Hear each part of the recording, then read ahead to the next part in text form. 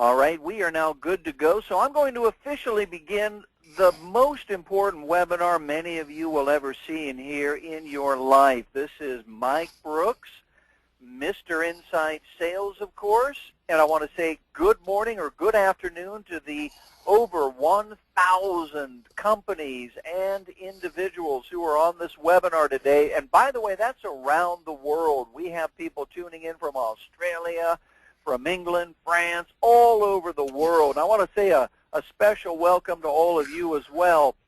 And I'm going to now introduce my very, very special guest, my good friend and mentor, Stan Ballou.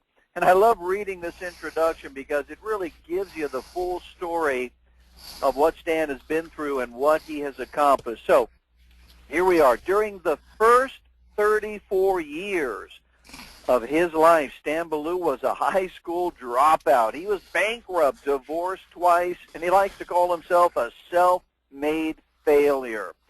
Now, all of that changed when he met a self-made millionaire who offered to become his mentor. Now, Stan's mentor encouraged him to invest 1 hour a day to become a world expert in one subject, and also taught him how to have a consistently great attitude. Now, with these tools, Stan started to turn his life around. He entered the sales profession, and he proceeded to double his income for 5 consecutive years. He then started a new career as a sales trainer, motivational speaker, and for over 20 years, Stan has traveled the world, conducting up to 22 speaking engagements per month. Now, Stan is now retired. He enjoys bass fishing on the St. Johns River in Florida, and although he still mentors and consults with a select number of top sales pros and companies, and markets his powerful training materials on the internet in over 50 countries. Now, Stan has earned the title of Mr. Fantastic, and you're about to see why. So it's my pleasure to welcome Mr. Fantastic, Stan Ballou. Welcome. Thanks for being here, Stan. Mike, it is an absolute pleasure to work with you again, and good morning and good afternoon to everybody who, as Mike said, has joined us from literally around the world. I'm excited that we literally maxed out this webinar today at 1,000 listeners, so there's going to be a lot of folks that weren't able to attend, but we'll be able to offer them the recorded replay. And of course, the rest of you that do want to hear it again, Mike and I will be notifying you of what that link is over the next couple of days so that you can listen again many, many, many times. I'd like to welcome everybody to this webinar, and congratulations on investing some time to improve your skills and increase your income. Our goal is to wrap up in about 45 minutes so we can have some time for specific questions from our listeners. Mike will be letting you know how to do that. You can just type in some questions in the chat box, and Mike and his assistant will be going through those and try to pick out 10, 15, or 20 of them so we can work on them at the end of this webinar. I encourage you all to take a lot of notes and keep an open mind. Instead of trying to figure out why a skill or technique won't work, the real challenge is to be willing to change a few words to fit our particular product or service. So far, you've seen some very impressive testimonials on the screen, and I want to assure you that selling is a craft that can be learned and mastered. There's a great saying about sales that goes like this: if you work at sales like most people won't for the next 5 to 10 years, you can live the rest of your life like most people can't. Since we all have a limited number of years to make our fortune, we really have 2 choices. First, we can hope that through osmosis we can learn what we need to learn, and that honestly that can take forever. Or you can learn from the masters. I urge you to invest some time each day to master their words, their skills, their techniques, their attitude, their work habits, their passion, and become a world-class money-making monster. And, you know, they say that school is never out for the pro, and that often we just need to be reminded instead of taught. Whether you are new to sales or an experienced pro, I am committed to helping you become the best you can become. Are you? Well, let's get started.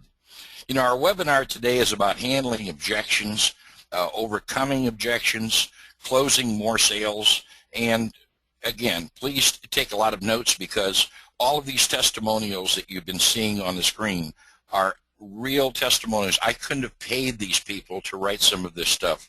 So, you know, it's here for you. I'm basically, this next month, I'm excited to share with you, will be my 36th anniversary of investing an hour a day to learn just a little, one new skill or technique a day so I can be a little better today than I was yesterday. I hope you have that very same commitment. So here we go. Winning the war on objections. You know, it's been often said that he or she who is best prepared normally makes the sale, and how true that is. Again, after several days, several weeks on the phone, you're going to realize that you're only going to be faced with 4, 5, or 6 basic objections, no matter how long you're in this great profession. And since they only have 4, 5, or 6 ways to say no to us or to put us off or to stall us, all you have to do is learn how to handle or overcome or stall or work around each one of those 4, 5, or 6 basic objections. You know, it's really that simple. So again, be better prepared than your prospect. Now, there's basically 4 times to handle objections. The first is before they happen, which quite frankly, can very well be the best way. The second is when they happen. Third is after they happen. And believe it or not, 4 is never. So let's talk about each one of those in a little more detail. Before they happen means that you bring up one or more of your biggest objections and work it into your presentation so you're covering it before they do. This also helps you keep in control. You might say something like, you know, many clients were concerned about, and then here you insert the main objection or concern that you face quite a bit. However, once they started using our product or service, they actually found that here you add the benefit. So simply by working this into your presentation before they have an opportunity to bring it up, many times can actually get rid of this objection before it ever occurs. So again, before it occurs can be absolutely phenomenal for you. The second time is when they happen. Now, when they happen means that you have to stop your presentation, and you know, if they interrupt you with an objection and then you try to handle it when it happens. This is normally not the best time to handle any objection since you're basically giving up your control. Now, they only have, again, 4 to 6 ways to say no. So that simply means you're going to come up with at least 1, 2, 3, or maybe eventually a dozen ways to handle each one of those 4, 5, or 6 basic objections. So again, we encourage you to have at least 3 ways to handle every objection. You could, you know, and again, I said prepared, so, and Mike is big on this, being prepared by having a script. Don't allow yourself to get trick-bagged into ad-libbing or winging an answer to try to handle these objections. Your answers need to be scripted with the most powerful and effective words possible to avoid the bad habit of ad-libbing and winging it. Now, what I do suggest is that you consider having a short and long version of each possible answer. Again, in sales, we usually go from not knowing what to say the first few days or first few weeks in sales to having diarrhea of the mouth within just a few weeks. Why? Well, we start hearing and learning other neat things from fellow sales pros, and we start throwing everything but the kitchen sink at our prospects, and our answers can end up being several minutes of jibber jabber. Always use the short version and tie it down at the end with something like, have we cleared that up, or does that answer your question, or do you feel better about that now?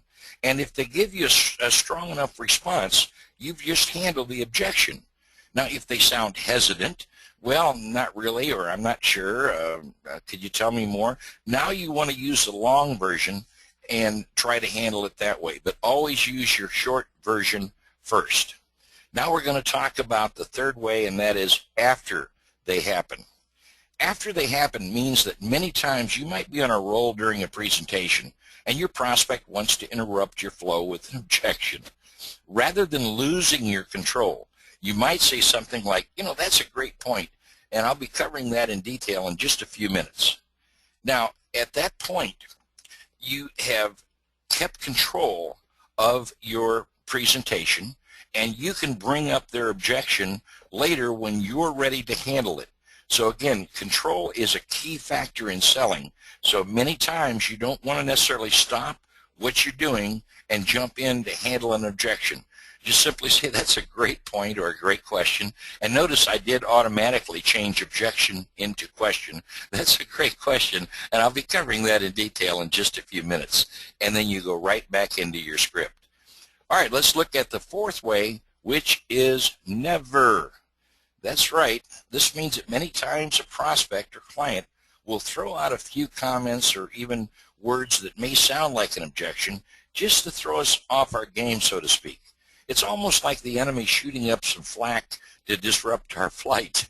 You know, many times you can avoid or fly around that flak by simply acknowledging what they've just said and continue your presentation without stopping and trying to do more with it than is really needed.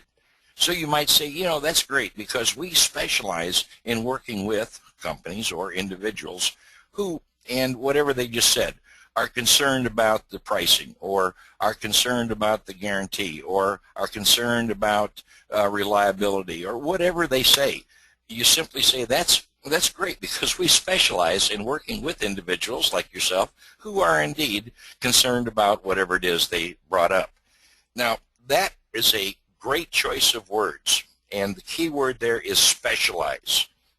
Whatever they say, you can say, that's great because we specialize in working with individuals that are concerned about that. That's great because we specialize, and you always use the word specialize. And again, maybe in 6-12 months we'll have to change that word, but right now it's so very effective because very, very few salespeople are using that phrase, and we constantly want to sound better and different than everybody else. And that basic technique can work with virtually almost anything they say. As an example, if they say, well, I can't afford it, you could say, that's great because we specialize in working with companies who believe they couldn't afford our world-class offer. And then you just continue with your presentation. Again, you've acknowledged what they've said, you've come back with a response, but you're keeping your control. So again, if they say, well, it costs too much, well, that's great because we specialize in working with individuals who believed our top-of-the-line product cost too much. So again, you've acknowledged their objection or their comment, and you've gained your control back. Let's say if they say, well, your rates are too high. Well, you could say, well, that's great because we specialize in working with companies who at first believed our rates were too high. Again, you acknowledge and proceed. Acknowledge and proceed. The simplest two-step formula ever for objections. Acknowledge and proceed. And let's say, well, they say, well, I want to look around. You say, well, that's great because we specialize in working with individuals who normally prefer to look around, which of course is winning the war on objections. Now I'm going to give you a whole bunch of tools for objections. Keep in mind there's dozens, several dozen techniques on my audio and my video and in my print material on how to handle objections. Dozens of different skills and techniques. We're only going to scratch the tip of the iceberg today. But always remember to be a closer and not a conversationalist. And you can do that, one way to do that is by rating their interest. You know, a critical factor is to in selling is to always get a response after you answer any objection or handle any question. The best way to accomplish that goal is to rate their interest by asking them things like, how does that sound? Or do you feel better about that now? This is looking better all the time, isn't it? Many times their answer can be so enthusiastic and positive that you have just made a sale. If their response is strong enough and can, you can simply say, great, here's what we do next, or super, here's how we get started. And unless they stop you, you make a sale. Folks, understand that it's critical to listen closely and recognize these buying signals that we've just helped to create. I've critiqued a ton of recorded calls where a prospect says, wow, this is exactly what I've been looking for. And the salesperson just keeps jabbering away. That's where the old saying came from, that many salespeople spend 20% of their presentation selling their product or service and 80% buying it back. Because we talk too much, we get diarrhea of the mouth. So after you answer a question or after you handle an objection, always tie it down and rate their interest by simply saying, great. How does this sound so far? Do you feel better about that now? Have we cleared that up? This is looking better all the time, isn't it? And if they give you a strong enough response, you've just made your sales. So again, some more tools for objections is determine their reluctance. I've heard many salespeople walk away from a no sale, mumbling about not making a sale, and when I ask them, well, why did you miss that? They respond with something, I don't know, I guess he's an idiot. Well, may I humbly suggest that if someone doesn't buy, who knows why they didn't buy? They do. How do we find out? By asking them. Find out why they're saying no. And a great way to do that is to ask the single biggest reason question. We'll have far greater success finding their real or hidden objection by simply saying, what's the single biggest reason for not moving forward today? What's the biggest single reason preventing you from pulling the trigger? What's the biggest single reason, so that you're not completing the application today? Just ask the single biggest reason question, and then you've got something you can get your teeth into. If they don't give you that specific objection or concern, then they're in total control. You've lost the sale, and you really will have no concept as to why. Now, when they give you an objection, always question the objection. It's a great technique to always question the objection, which puts them in a position of having to explain, justify, or enhance their original comment or objection.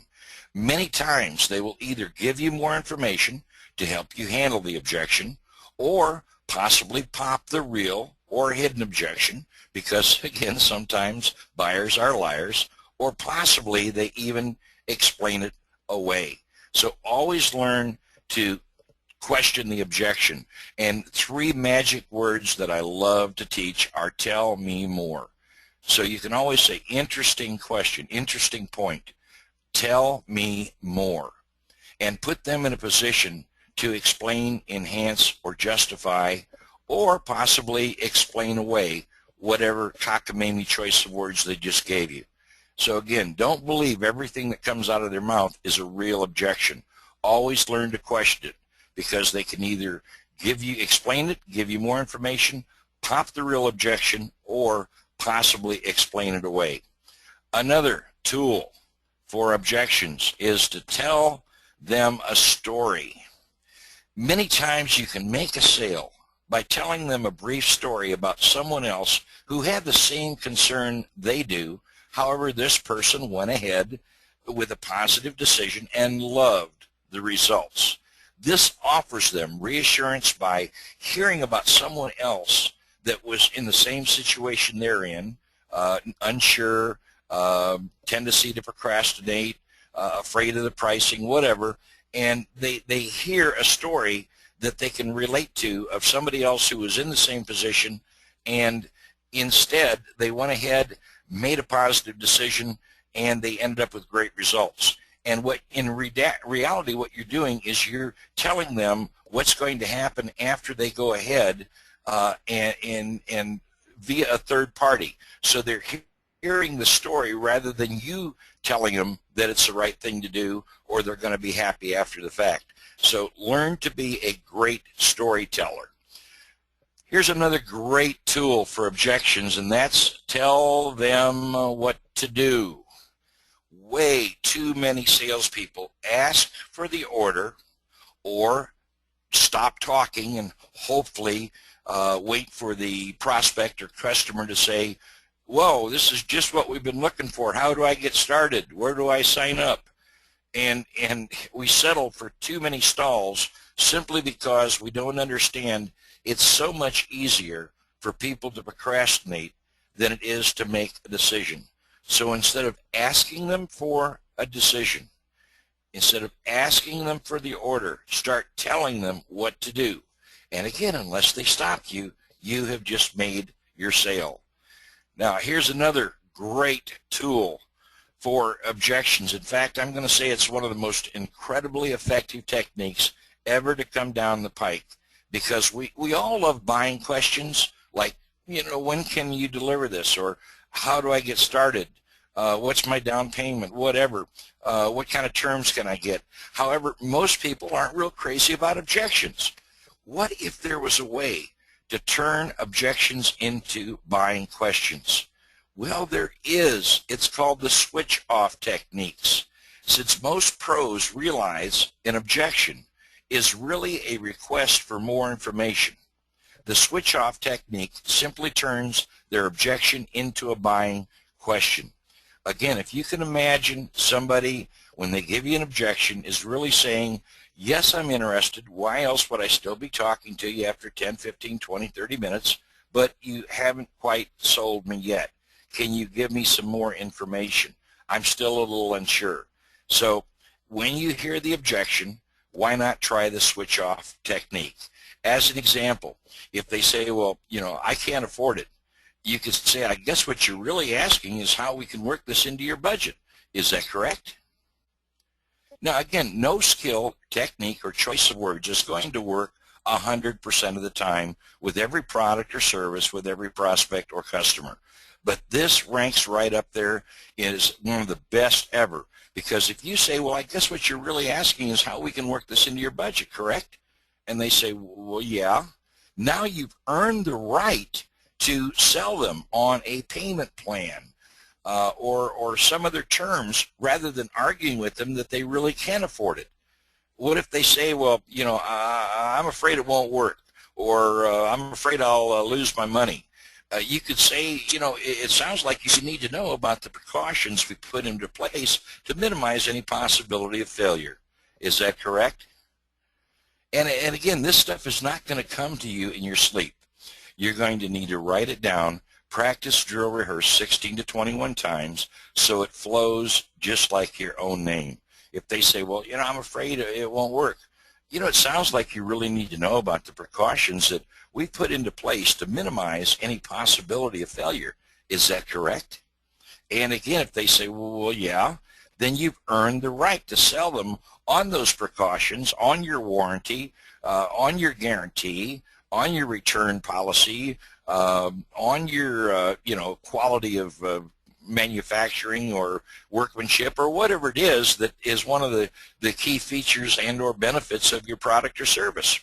Let's say they say, well, I want to wait. You could say, well, I believe what you're really asking is what are the advantages of getting started now? Am I right? If they say, well, yeah, then you've earned the right to talk to them about the reasons for urgency rather than arguing with them that they shouldn't wait. So again, I want to wait. I'm just not ready. I believe what you're really asking is what are the advantages of getting started today? Am I right? Again, have this prepared. This should be one of a minimum of 3 skills, techniques, or choices of words that you should have for every one of your 4, 5, or 6 main objections. All right, let's say they say, well, I want to talk it over with someone. You could say, it sounds like you still have a few questions or concerns. Is that correct? If they say, well, yeah, then you've earned the right to, talk to them about what their concern or question is, sell them more benefits, rather than arguing with them that they shouldn't need to or have to talk to somebody else. In each case, you've been able to turn their objection into a buying question. You've earned the right to sell more instead of arguing, fighting, and doing battle with them. Well, folks, I believe I've saved the best for last. Always remember that we have two choices when we hear any objection. We can talk about what they want to talk about, which is usually that they don't want to buy, or we can talk about what we want to talk about, which is why they should buy. So the simple technique is acknowledge and proceed with a benefit summary. This can be your catch-all, and it can work with virtually any objection. It's called the benefit summary because during your qualifying, you should have found out what their favorite 3 or 4 benefits are, and even if you didn't, you can still pick out the top 3 or 4 favorites out of all your clients or customers. When you hear the objection, you simply acknowledge with a cushioning statement like, I understand, or I appreciate that, or I know how you feel, and then proceed with your benefit summary. An example might be, whatever they say, blah, blah, blah, blah, blah. I can appreciate how you feel. However, with ABC, you have the peace of mind knowing we are an industry leader. Our guarantee is the best in the world. We offer you the easiest terms. Plus, you can always trade in your model and receive full credit for your original investment. Based on that, let's complete your paperwork so we can make your life a lot easier. And what I've basically done is acknowledged what they've said, and I don't care what it is. I want to wait. I can't afford it. Call me back in 3 years.